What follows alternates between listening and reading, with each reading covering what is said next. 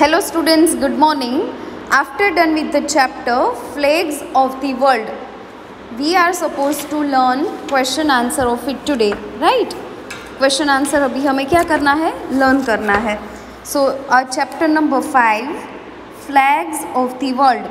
In the very first video, we have seen that there are so many different types of flags for different countries, and each and every flag is having different meanings of it. Suppose ऐसा colour क्यों है, अगर कोई symbol डाला है तो वो क्यों है. So we have already learn that India के मैप जो फ्लैग है उनका कलर 3 कलर्स है. We are having 3 colours in our flag, orange, white and green. Orange को और कौन सा कलर भी बोला जा सकता है?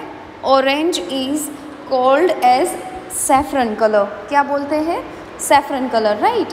सो as I shown you in the previous video, saffron का मीनिंग होता है, it is stands for courage and sacrifice.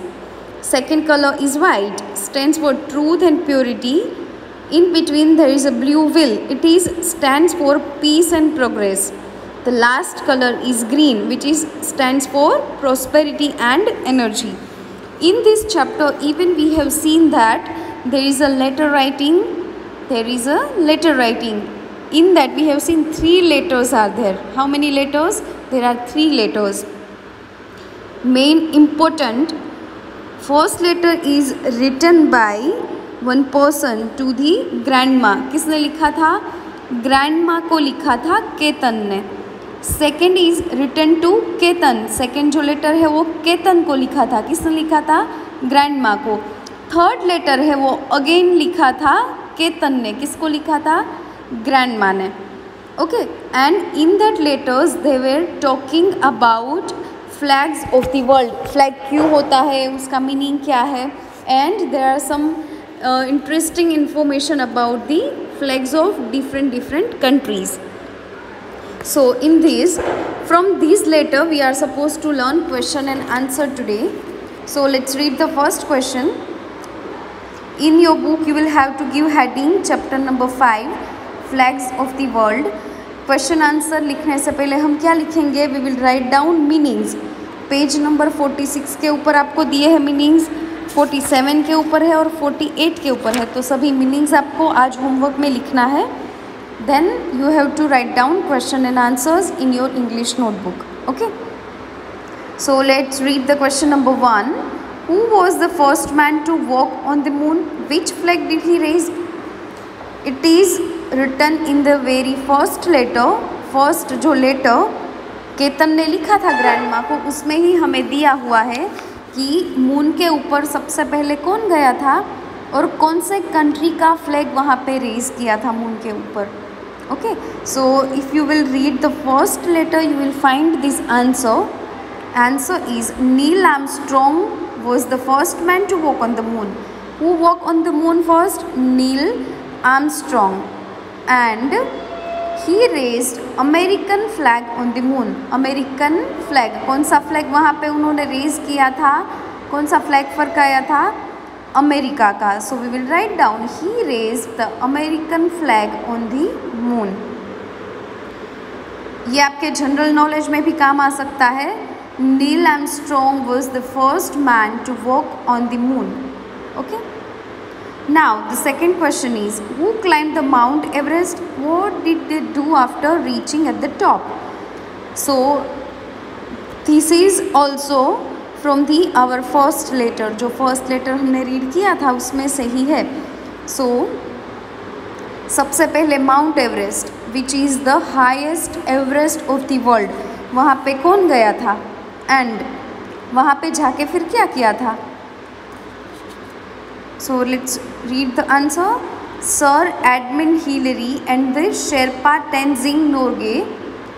ये नाम हमें याद रखना है. Sir Edmund Hillary. You will have to write down the spelling very carefully so that you can write down, so that you can even remember nicely in the examination. Sir Edmund Hillary and Sherpa Tenzing Norgay were the first men to reach the top of the Mount Everest. 2 persons were together reached at the Mount Everest. Edmund Hillary and Sherpa Tenzing Norgay were the first man to reach at the top of Mount Everest. Hillary took many photographs. वहाँ पे जाके क्या किया था? Hillary took many photographs of the scenery.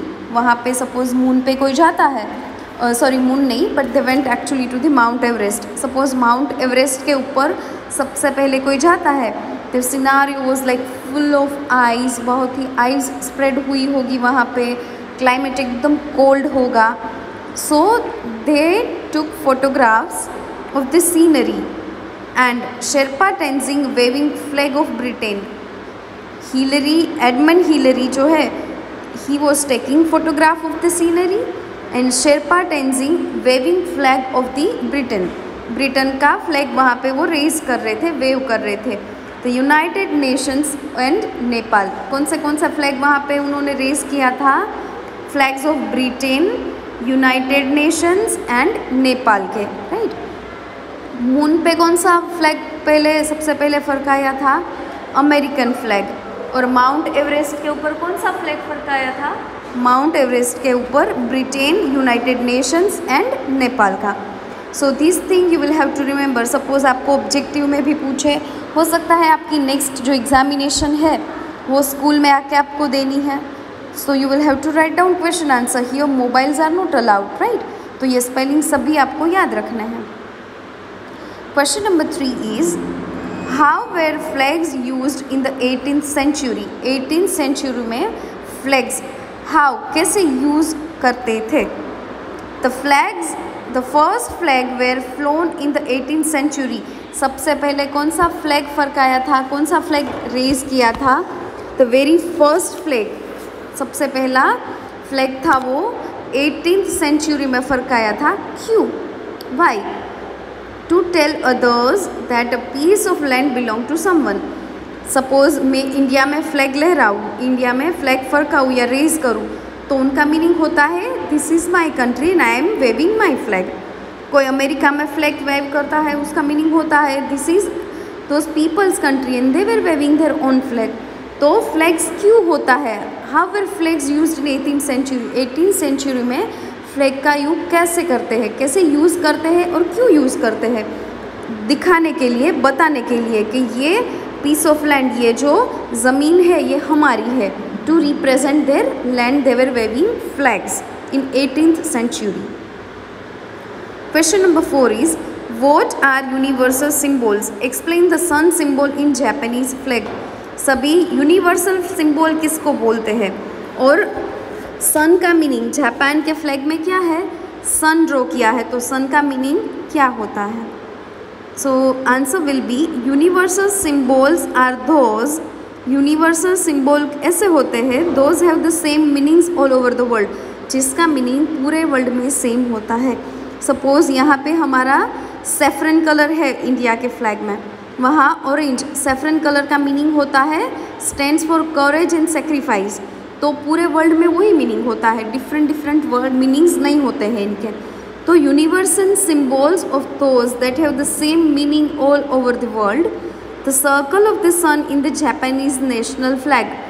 Japan के national flag में जो circle है it is stands for unity and energy. Circle मतलब जो सन का सिंबल है, it is stand for unity, सब लोग एक साथ में है, और एनर्जी, पावर, उसके लिए ये दिया गया है. Japanese, Japan is known as the land of the rising sun. Japan कैसे जाना जा सकता है? Land of rising sun. सबसे पहला सनराइज जापान में ही होता है. That's why they kept symbol of sun and the sun symbol is used in its national flag and that's why national flag में सन का ये जो सिंबल है वो यूज़ किया गया है. Question number 5. What did the symbol of the cross mean in the olden days?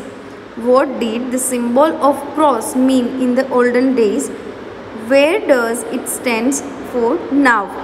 Cross का मीनिंग क्या होता है? ओके, क्रॉस जो वहाँ पे प्लस की साइन दी थी 3rd लेटर में, जो केतन को पता चला था कोई बुक रीड करके कि ये क्रॉस के भी कुछ मीनिंग होते हैं. 2 क्रॉस हमने देखे थे. एक में वाइट कलर से क्रॉस था और रेड कलर का बैकग्राउंड था, दूसरे में उसको स्वैप कर दिया था, रेड कलर का क्रॉस था और वाइट कलर का बैकग्राउंड कर दिया था। तो ओल्डन डेज में ये क्रॉस का मीनिंग क्या होता है? Question is what did the symbol of cross mean in olden days, what does it stands for now? Answer is in olden days the cross mean the different points of the compass. Compass जो होता है, direction जो हम जानने के लिए use करते हैं कंपास, तो कंपास में कितने एरो होते हैं, पॉइंट्स होते हैं? 4 एरोज। तो क्रॉस में भी ऐसा ही कुछ है। Now the cross is also symbol of faith. अभी वो फेथ, विश्वास का भी एक सिंबल माना जाता है। और last question, question number 6 is how was the flag of the international red cross created? How was the flag of the international red cross created?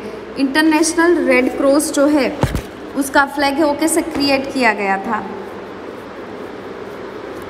Okay, दूसरे एक में कुछ था वाइट कलर का प्लस एक में था रेड कलर का, तो कैसे किया गया था, वो कैसे उसको क्रिएट किया गया था? इसको स्वैप करके क्रिएट किया गया था। तो आंसर में हम क्या लिखेंगे? The international red cross flag was created by reversing the colour. Reverse कर दिया था, रिवर्स मतलब उल्टा।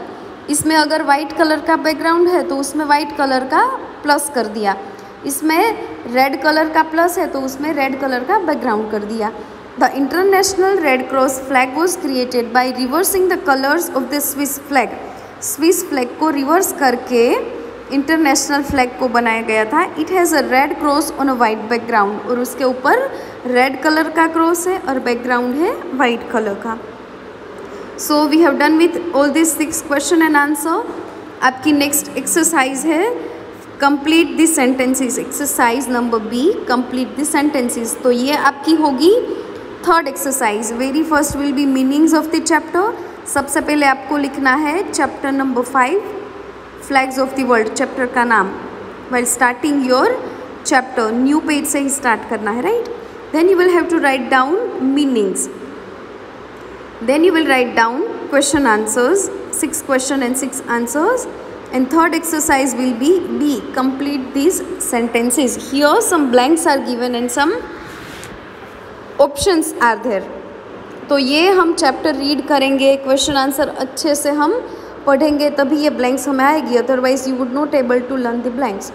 आप अगर सोच रहे हो कि लास्ट में MCQ रीड कर लेंगे और चैप्टर हो जाएगा, so it will not going to be possible. Okay, so blank number 1 is the stars and the moon together symbolize। Star और मून एक साथ किसके सिंबल है? वो हमने चैप्टर में रीड किया था। स्टार्स और मून अगर एक साथ इकट्ठे हो जाते हैं तो वो किसके सिंबल है, वो हमें देखना है। स्टार और मून कहाँ पे दिया है, कौन से फ्लैग में है, और वो क्या रिप्रेजेंट करता है वो हमें देखना है, right? So stars and moon, चंद्र और जो तारे हैं। Okay, stars and moon. Divinity, divinity हमें शो करता है। डिविनिटी मीन्स हम जो गॉड और गॉडेस की पूजा करते हैं, जो उनमें हमें फेथ होता है, इट इज़ कॉल्ड डिविनिटी। तो स्टार्स और मून क्या रिप्रेजेंट करते हैं? Divinity. Blank of stars often stand for energy. एक स्टार नहीं बट एक से ज़्यादा अगर स्टार है तो वो एनर्जी हमें देता है। वो हमें क्या देता है? एनर्जी। कौन से star? Group of stars. Here I have written G capital because it is starting of blank number 2। Here I have written in a small because ये लास्ट में है, ये फर्स्ट में है, यहाँ से स्टार्ट होता है। That's why we will write down first letter in capital. Groups of stars often stand for energy. एक स्टार है तो नहीं, बट एक से ज़्यादा ग्रुप अगर होता है स्टार्स का, so it stands for energy. Third, the flag of the USA is called stars and strips. Okay, USA का फ्लैग कैसा है? वहाँ पे कॉर्नर में लेफ्ट हैंड साइड में ब्लू कलर से स्टार्स दिए हैं और रेड कलर की पूरी लाइनिंग्स हैं। लाइनिंग्स को क्या बोलते हैं हम? स्ट्रिप्स बोलते हैं। Number 4, Nepal. Nepals flag is shaped like. Nepal का फ्लैग कैसे शेप किया गया है? ट्राइंगल में। while the Swiss flag is square one. Swiss का कैसे है, स्क्वायर है। और the first one which we learn in our chapter Nepal, Nepal का है ट्राइंगल शेप में। हमने देखा था 2 ट्राइंगल शेप दिए गए हैं, उसमें मून भी है और एक सर्कल जैसा, एक सन जैसा सिंबल वहाँ पे दिया है, और ये ट्राइंगल शेप में है। और स्विस का जो फ्लैग है वो स्क्वायर शेप में है, स्क्वायर शेप में। हमने क्वेश्चन आंसर में भी यहाँ पे देखा था how it is created, Swiss का फ्लैग को कैसे रिवर्स करके उन्होंने क्रिएट किया था। Number 5, the maple is the national tree of, maple किसका नेशनल ट्री है, maple is national tree of Canada. Maple का ट्री कैसे होता है, वो जो सूखे पत्ते हम आर्ट एंड क्राफ्ट में कभी यूज़ करते हैं, राइट, वो डिफरेंट एंगल्स वाले होते हैं, उसमें 3 लीफ एक साथ हो ऐसा दिख रहा है। वो हम page number in our text book we can see on the page number 48 page number पे हम दिख सकते हैं। वो एक शेप का वहाँ पे क्या दिया है, लीफ दिया है। तो वो लीफ किसका है, मेपल के ट्री का है। और कौन से कंट्री के लिए वो यूज़ किया है, it is used for Canada. Okay, so आपको ये ब्लैंक्स तभी याद रहेगी जब आप चैप्टर का वीडियो अच्छे से देखोगे और ये सभी क्वेश्चन आंसर अच्छे से लर्न करोगे। आज के होमवर्क में क्या करना है आपको, you will have to write down meanings of chapter number 5 with good heading of it, right.